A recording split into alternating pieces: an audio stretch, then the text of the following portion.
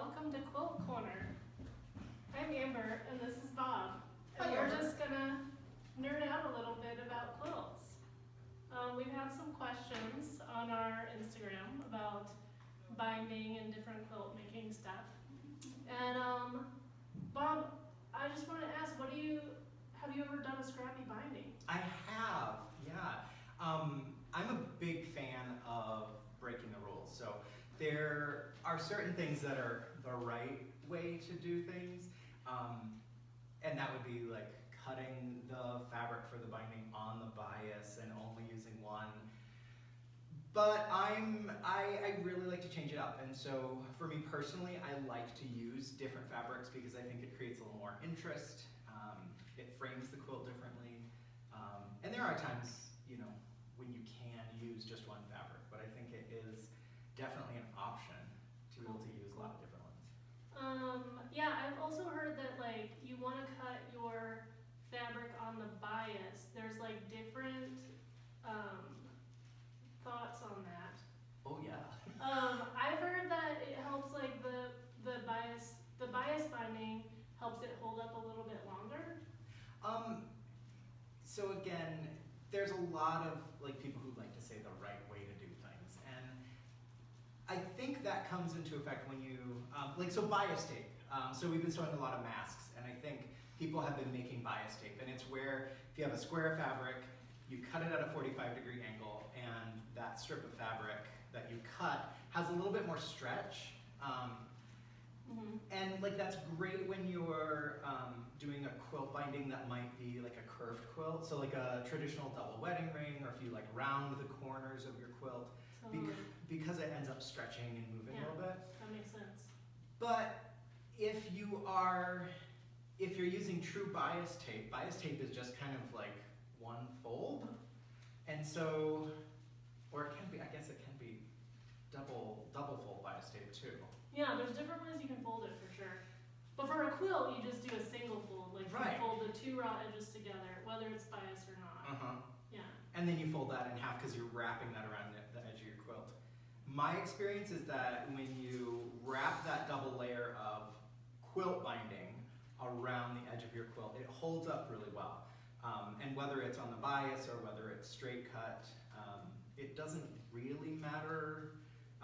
There might be people who disagree, because people like to disagree about a lot of things. Oh yeah. There's a People lot have of their way opinions. that they like to do crafts, and that is the right way sometimes. But I feel like there's like 1,000 ways to do everything.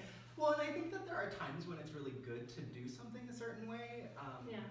But I think with binding particularly, if you want to maybe like tie in some of the colors from like the quilt top into your binding, and maybe you don't necessarily have enough to do like full bias, I think you can totally cut, straight strips and do the fold it in half and then use that to wrap around the edge. Cool.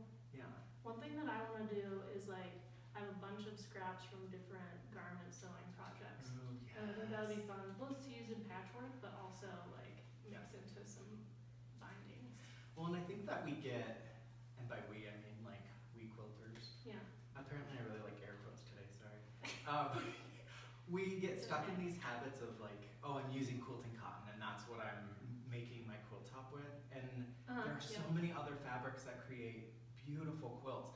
I love Liberty Lawn, so it creates beautiful quilts, or like double gauze and... Or Shauna just made linen quilts, and they're amazing. Yeah. If you got a chance to see them in the store, they were on display right before we had to close the store. So good. They're really beautiful. And like all those different textures create, different quilts. And I think a lot of it comes down to, what are you trying to do with your quilts? Are they memory quilts where you're using like favorite scraps from things that you have sewn? Or is it like... Or you can like plan things out from the very beginning with a very specific color palette that you're just choosing for that project. Yeah. There's so many possibilities though, so I think it's fun. Yeah. Should we like share any like demos of anything real quick? I think maybe the difference between what like quilt binding is, like that double fold quilt binding versus like a double fold bias tape. Yeah, you And can show that. that double fold bias tape only really has one layer on the outside, and that could wear more quickly. And Oh yeah, I see. that's Yeah. probably where people want like the double fold quilt binding as opposed to bias tape. Yeah, like a single fold binding is actually going to give you 2 layers. Yes. Too. Yeah, because you're wrapping both of those layers around. Yeah. Yeah. It might be fun to like collect some of the quilts samples that we have in the store and just like show them off. Absolutely. And I think there are some that have scrappy bindings too. Cool. Okay. Well, we're gonna gather some things and then just show them to you on this video. Example of quilt binding that's cut on the straight grain.